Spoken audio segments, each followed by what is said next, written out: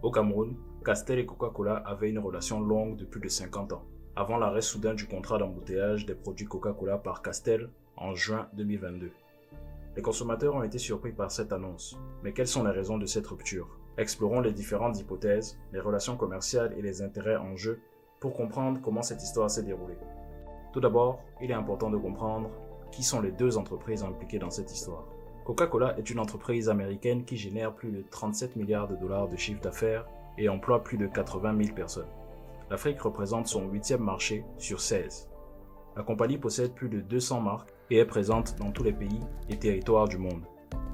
Castel est un groupe industriel français créé en 1949 et dirigé par le patriarche de la famille, Pierre Castel.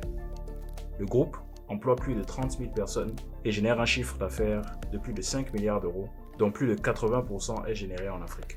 Le dirigeant du groupe, Pierre Castel, entretient une grande proximité avec plusieurs chefs d'État africains, dont il affirme tous les connaître et leur reconnaissance quand vous les soutenez.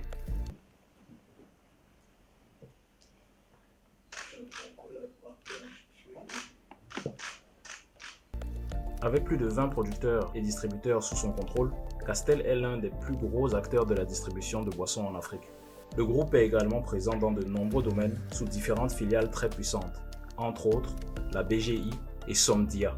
Dans le domaine des boissons, il est dans l'eau minérale, les boissons gazeuses, les boissons non alcoolisées et bien sûr l'alcool, avec comme intérêt principal et point fort la bière. Cette maîtrise de la distribution lui permet de lancer rapidement de nouvelles marques et de prendre immédiatement des parts de marché importantes.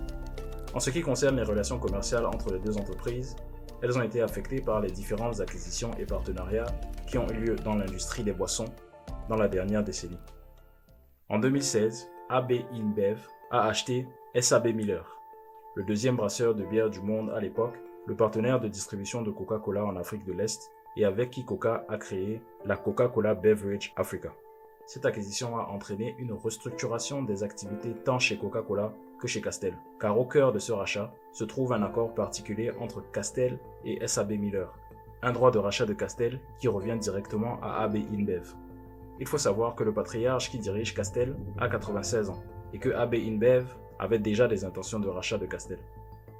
Toute cette transaction aurait pu être sans conséquence si AB InBev n'avait pas comme partenaire indéfectible PepsiCo, l'éternel rival de Coca. En 2017, le groupe Castel rachète 5 usines pour accroître sa capacité de production, ce qui prend Coca-Cola par surprise.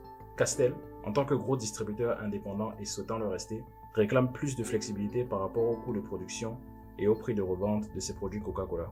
Il se voit réduit à un rôle de simple embouteilleur sans possibilité de développer ses propres marques. Coca-Cola prend donc conscience de la faiblesse de sa distribution en Afrique. La compagnie accélère son plan de contrôler tous ses embouteilleurs africains et d'augmenter sa capacité de production. Après de nombreux mois de négociations infructueuses pour satisfaire les deux parties, Castel et Coca décident finalement de mettre fin à leur contrat d'embouteillage.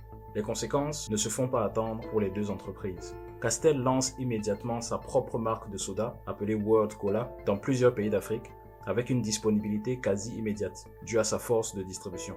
Pour Coca, la route est plus longue. Cette rupture représente une perte importante de parts de marché en Afrique, où elle se retrouve désormais en concurrence directe avec un de ses anciens gros partenaires. L'entreprise restructure pays par pays son réseau de distribution, du Burkina Faso au Sénégal, en passant par le Cameroun, le Bénin, la Côte d'Ivoire et le Gabon. Les relations commerciales tendues et les intérêts divergents sont les principaux facteurs qui ont conduit à la fin de ce partenariat. La loi du capitalisme veut que les consommateurs bénéficient généralement des effets de la concurrence. Voyons si cette loi sera respectée dans les années à venir, car la concurrence ne va cesser de s'intensifier.